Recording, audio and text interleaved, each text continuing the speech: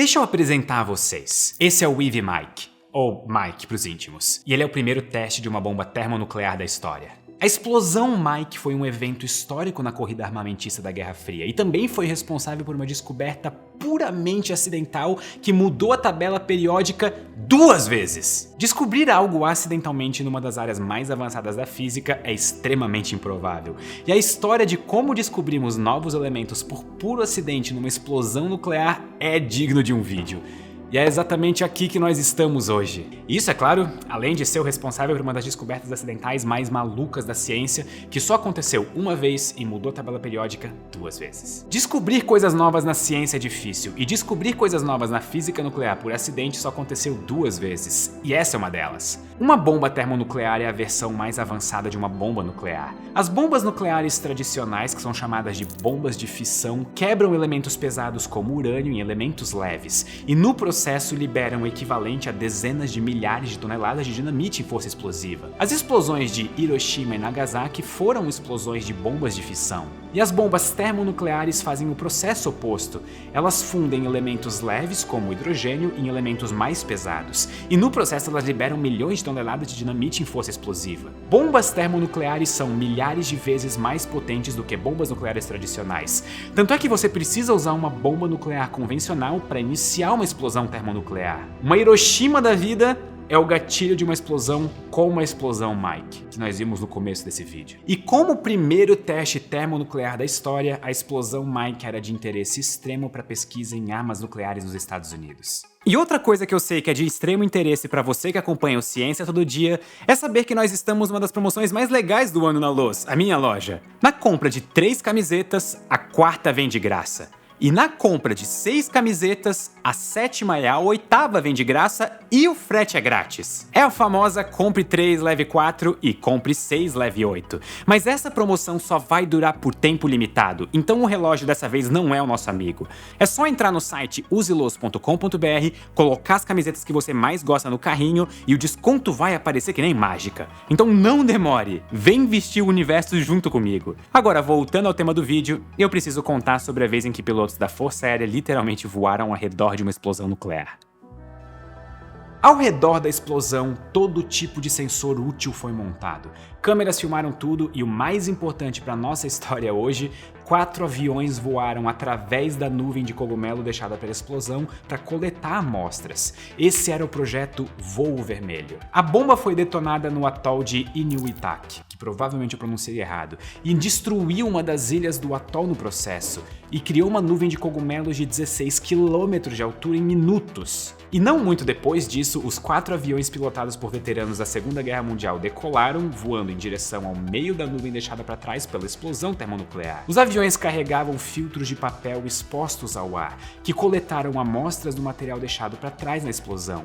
E esse era um voo extremamente perigoso. Dentro da nuvem a visibilidade seria extremamente baixa, os equipamentos de navegação não seriam confiáveis e a turbulência seria intensa. E por isso os aviões miravam no talo da nuvem de cogumelo, e não na cabeça. Ao entrarem na nuvem nuclear, os instrumentos de radiação dispararam. Um dos pilotos afirmou que se ele fosse menos experiente, ele teria ficado tão encantado pelas formas e padrões fluidos da nuvem de cogumelo que ele teria simplesmente esquecido de voar o avião. 2 pilotos de fato se perderam nas nuvens. Um deles conseguiu encontrar a pista de pouso novamente, mas o outro acabou caindo no oceano e perdendo a sua vida. E após pousar, os pilotos foram removidos dos aviões por guindastes, tiraram as suas roupas e passaram por um protocolo de descontaminação. As amostras coletadas, que eram apenas 3 folhas de papel contaminadas pela explosão, foram seladas em chumbo e colocadas em voos para laboratórios ao redor do país. Um dos principais pontos de estudo sobre a explosão era a formação de isótopos radioativos. Os isótopos são átomos que têm o mesmo número de prótons no núcleo, mas têm um número diferente de nêutrons. Ou seja, eles são os mesmos elementos quimicamente, mas eles têm núcleos com pesos diferentes. Por exemplo, o isótopo mais comum do urânio é o urânio 238, que tem um total de 238 partículas no núcleo, das quais 92 são prótons e 146 são nêutrons. O urânio 238 é estável, então não dá para fazer bombas com ele. Já outro isótopo de urânio, que é o urânio 235, é bem menos estável, e com ele a gente pode fazer bombas. Os dois são quimicamente urânio, eles são os mesmos elementos, mas eles têm propriedades nucleares diferentes. A explosão Mike criou uma situação muito peculiar para a formação de isótopos pesados. A explosão emitiu uma quantidade enorme de nêutrons, e os átomos próximos à explosão podem absorver esses nêutrons, gerando novos isótopos. Em particular, existia urânio-238 dentro da bomba Mike, como parte da estrutura dela. E estudar quantos nêutrons a mais esses átomos de urânio-238 ganharam durante a explosão poderia revelar detalhes sobre ela e ajudar a melhorar o design para bombas futuras. Então era esperado que o urânio ganhasse alguns poucos nêutrons, mas a realidade surpreendeu os físicos. Eles encontraram átomos plutônio-244 nas amostras da explosão. Para isso acontecer, um átomo de urânio-238 precisou absorver 6 nêutrons, formando urânio-244. E então, via processos radioativos, 2 nêutrons viram prótons, criando o plutônio-244. Absorver 6 nêutrons era considerado um absurdo, mas a situação era ainda mais inesperada. Existiam grandes quantidades de plutônio-244 nas amostras. Então, contrariando todas as expectativas, o urânio parecia muito melhor em absorver nêutrons do que qualquer físico tinha esperado na época. A presença de isótopos pesados em abundância deu uma ideia para Albert Ghiorso. Na época, Ghiorso estava se preparando para caçar os elementos 99 e 100 da tabela periódica. A ideia original dele era colocar alvos de plutônio-244 dentro de um reator nuclear por anos, expondo o plutônio a altas concentrações de nêutrons. E com sorte, átomos de plutônio acumulariam 10 ou mais nêutrons, formando isótopos com 254 partículas no núcleo. E esses isótopos então iriam decair no elemento 100, que nunca tinha sido produzido antes. Produzir plutônio-244 era complicado, e produzir isótopos ainda mais pesados era um processo de anos com a tecnologia da época. Só que uma explosão termonuclear fez isso em instantes e de forma muito mais eficiente do que métodos convencionais. Então, ao ser informado desses resultados, o Ghiorso estimou que a explosão Mike também deveria ter produzido isótopos como urânio-254. E o urânio-254 pode decair para elementos nunca produzidos antes. Se o Ghiorso tivesse acesso a amostras maiores do resultado da explosão Mike, ele talvez conseguisse descobrir o elemento 100 em menos de uma semana, ao invés de anos. Apesar da ideia ser considerada ousada e até imprecisa pelos seus colegas, o seu trabalho foi aprovado.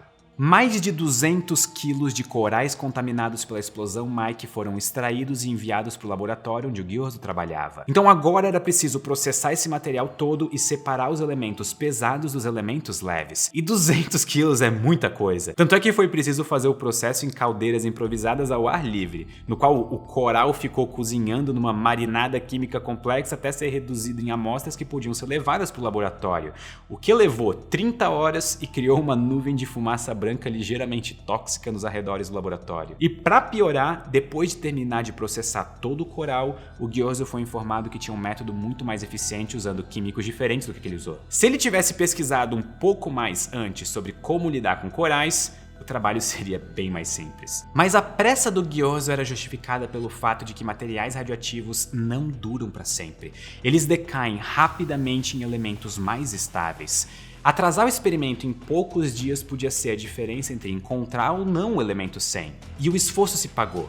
Depois de refinar as amostras extraídas dos corais, ele encontrou um sinal radioativo nunca visto antes. Uma das amostras disparava núcleos de hélio, que tem radiação alfa, com energia de 6,6 megaelectronvolts. O megaelectronvolt é uma unidade de energia tipo Joule. Só que nas escalas de física nuclear, electronvolts costumam ser mais úteis do que joules. É tipo tentar medir um elefante usando quilômetros ao invés de metros. Não faz muito sentido usar quilômetros.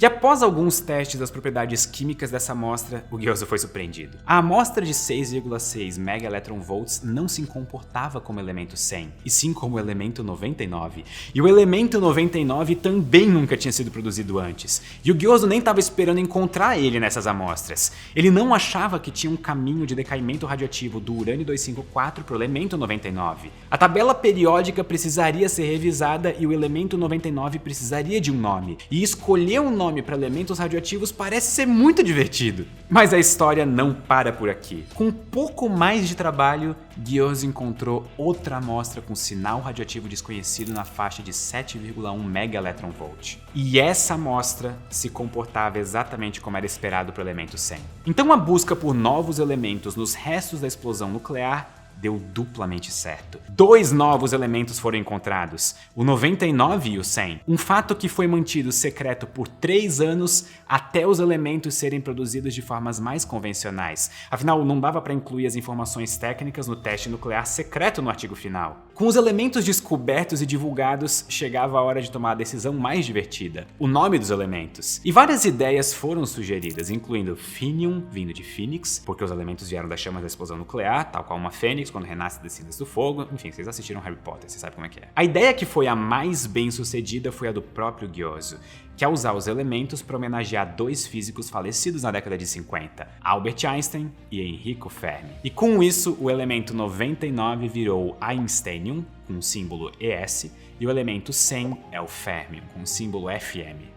A ideia inclusive virou moda, porque todos os elementos descobertos depois desses foram nomeados em homenagem a cientistas, mas nenhum elemento novo jamais foi descoberto em outra explosão nuclear, mesmo com tentativas diretas de buscar por novos elementos nessas explosões depois do sucesso do Gyozo. O Einsteinium e o Fermium marcam uma descoberta acidental e única na história da física e da química, e a importância dessa descoberta não pode ser minimizada. Encontrar elementos inesperados na explosão indicou que os modelos de captura de nêutrons não eram bons o suficiente para situações extremas, como é exatamente o caso em explosões nucleares ou estrelas. A descoberta apontou falhas que nos ajudaram a entender melhor as estrelas e o universo ao nosso redor, além de colocar na tabela periódica o nome de 2 dos maiores cientistas do século XX. Eu espero que vocês tenham gostado desse momento de história.